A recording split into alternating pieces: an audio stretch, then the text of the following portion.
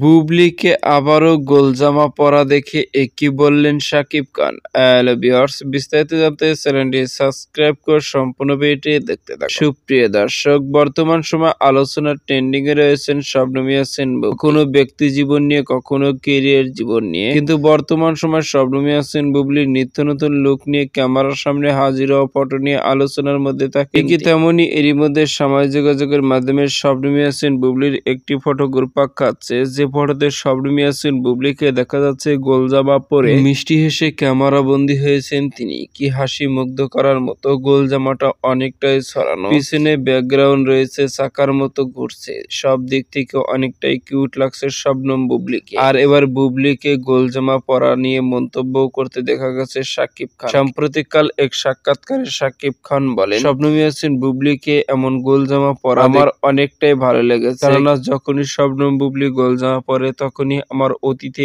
আমেরিকার কথা মনে পড়ে যায়, কেননা শবনম ইয়াসমিন বুবলির এই গোলজামাটা অনেক প্রিয়, আমারও অনেকটাই প্রিয়। শবনম বুবলি পরলে আমার কাছে ভালোই লাগে। এমনই মন্তব্য শাকিবের। তো সুপ্রিয় দর্শক, ভিডিওটি আপনার কাছে ভালো লাগলে একটা লাইক দিন। নিত্য নতুন ভিডিও আপডেট পেতে চ্যানেলটি সাবস্ক্রাইব করুন। অসংখ্য ধন্যবাদ পুরো ভিডিও উপভোগ করার জন্য।